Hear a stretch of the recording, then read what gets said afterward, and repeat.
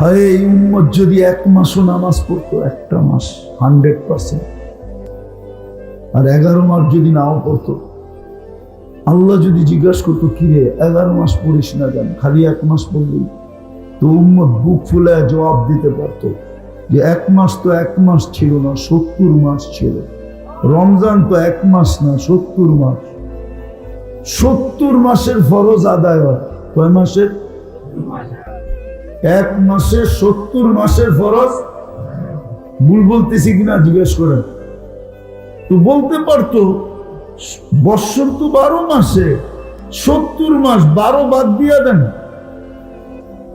12 বাদ দিয়া দেন, তারপর তো আমি 58 মাসের পাবো আপনার কাছে। আপনি কোথেকে পাইবেন? খামাখা দমকন কেন? একটু বুক ফুলে বলতে পারতো রমজানেও তো 50% পড়ে না, 30% পড়ে। হায় হায়, দুরবস্থা হবে না কেন? 60টা মুসলিম দেশ আর একটা ইসরায়েল ইহুদি দেশ, 250 কোটি মুসলমান আর 60 লাখ ইহুদি। 4টা দেশ এরকম মুসলমানের আছে যাদের সে বড় টাকা দুনিয়ার কারো কাছে। এই জন্যই তো বড় টাকা দেখা মাঝে মাঝে এক ফ্যামিলি এক প্লেন লয়া যায়। তো আমাকে একটা দিলেই তো তবু 5টা হয়। ইরাক কুয়েতের 1 টাকা দিলে আমেরিকান $5 পাওয়া যায়। আমি লাইরা বলতেছি, না যাই না বলতেছি, কিন্তু তারপরও ছোট একটা দেশ 60 লক্ষ ইহুদির বিরুদ্ধে দুইটা জাতিসংঘের সম্মেলন গেল। গত অক্টোবরে একটা, এই অক্টোবরে একটা। কিন্তু আমাগো এই 60 দেশের লিডাররা, নেতারা, কর্ণধাররা, রাষ্ট্রপ্রধানরা, পরিচালকরা ছোট একটা নিন্দা প্রস্তাব পাশ করতে পারে না। কেমন দুরবস্থা আমার। ওরা খালি পারে আমাদের লোক। হ্যাঁ, লিডাররা খালি নিজের দেশে দেখাইতে পারে উনি কত বড় বেটা, ঠিক না? আর ওইখানে যায় 2 বছর একটা নিন্দা প্রস্তাব পাশ করতে পারে। লজ্জা করা উচিত আমাদের কাছে এসব বেড়াগিরি দেয়, ঠিক না? কি তো প্রবাদ বাক্য আছে বলে, বোর কাছে পীরগিরি দেখাইতে নাই। পীর চিনে না, গায়ে পীর চিনে না, মায়ের পীর চিনে না, ঘরের জন্য নয়। বোর কাছে পীরগিরি দেখাইতে নেই, কেননা একবারে আসল কথা কয়ে দেব। মার কাছে কইতে পীরগিরি দেখাইতে নেই, এটা বোকামি, যত বড় পীরই হোক, ঠিক না? হ্যাঁ, মায় কইব ওইলি আমার পেটে আবার পীরগিরি দেখাস, ঠিক না? আর নিজের গ্রামে পীরগিরি দেখাইতে নেই, এটাও বেউকুফির আলামত। এই গ্রামই বড় হয়েছে, ঠিক না? কতজন মুরব্বী পাওয়া যায় ওরে কোলে লইছে, ঠিক না? ওরে মাথায় লঙ্গি বান্ধা অবস্থায় রাস্তায় দৌড়াইতে দেখছে, ঠিক না? লঙ্গিও নাই, এই অবস্থায় দেখছে, ঠিক না? হ্যাঁ, ওই জন্য প্রবাদ বইতো। কিন্তু কেমনে দুঃখ কাকে বলবো? আইসা আমাদের সাথেই পারে ওই জাতিসংঘে যায় ছোট একটা নিন্দা প্রস্তাব পাশ করাইতে পারবে। চলেন, আল্লাহ আমাদেরকে বুঝার তৌফিক দে। মসজিদ বড়বেন তো? পাক্কা ওয়াদা? না, সবাই ওয়াদা করতে চায় না। পাক্কা? আল্লাহ কবুল করো। দ্বিতীয় শেষ, আলেম ওলামা হক্কানি আল্লাহওয়ালাদের সাথে থাকবে, আগেও না পিছেও না। আবার এটাও বলবো না যে আমার সাথে ওনারা আছে, এটাও 2 নম্বর। সদা সর্বদা বলবো কি, আমি আলেম ওলামার সাথে সাথে আছি। শব্দ কি? আরে বলেন না, আমি আলেম ওলামার সাথে সাথে আসি, এটা হলো পারফেক্ট শব্দ। নাইলে কিন্তু আপনি ধরা খাবেন, আজকে না কালকে ইনশাআল্লাহ। ওই দিন যদি দেখা হয় তাহলে বুঝাইয়া দিব যে তিন শব্দ তোমাকে কোথায় নিয়ে গেছে। ইনশাআল্লাহ থাকবেন তো? পাক্কা? সত্য? আল্লাহ আমাদের সবাইকে কবুল করেন। কোরআন বা কোরআনী কথা যখন শুনো, পরিপূর্ণ মনোযোগ দিয়ে শুনো। দ্বিতীয় আল্লাহর আদেশ হলো আনসিতু, পরিবেশটাকে বিলকুল নির্জুম রাখো। তাইলেই কিন্তু আয়াতে কোরআনের ভিতরে ইঙ্গিত আছে, আল্লাহ নিজে ইঙ্গিত দিতেছেন লাআল্লাকুম তুরহামুন। তাইলেই আমরা পুরস্কার নিয়ে উঠতে পারব, পুরস্কারের অধিকারী হব। আর কোনো ছোট পুরস্কার না।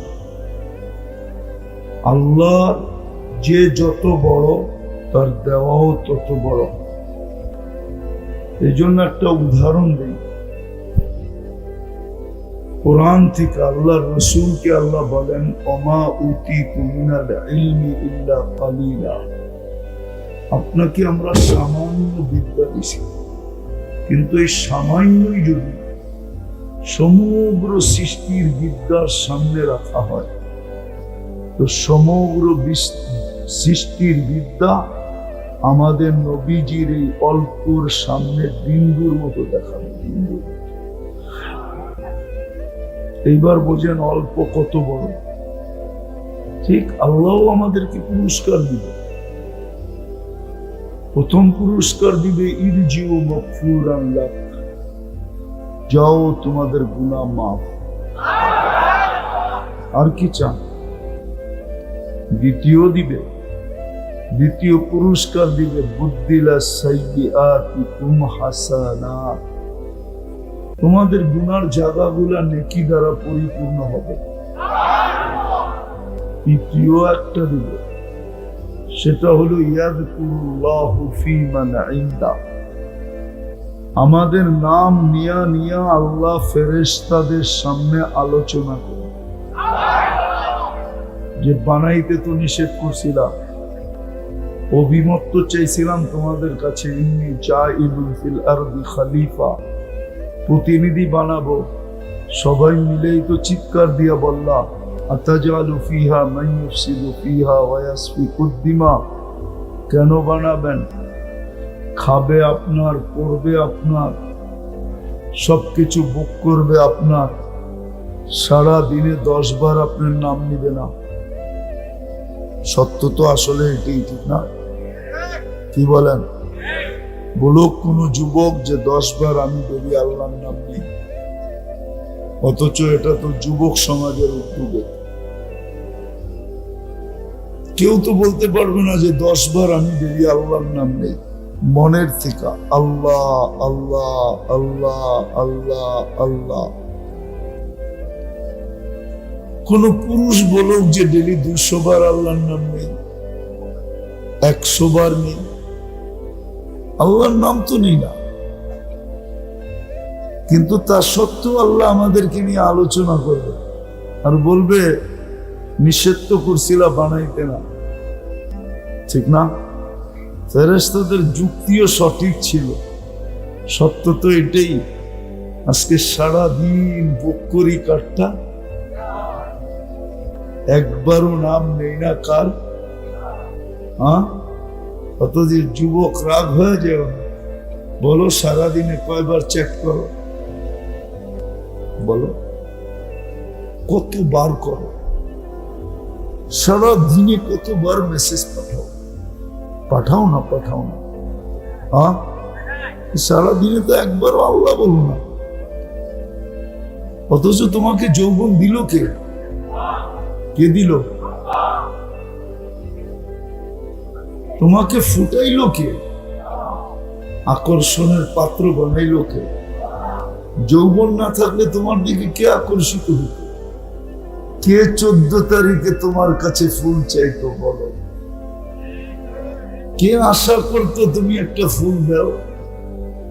বা তুমি ফুল কার দিকে বাড়াইতা, বাড়ায় দিতা কার দিকে?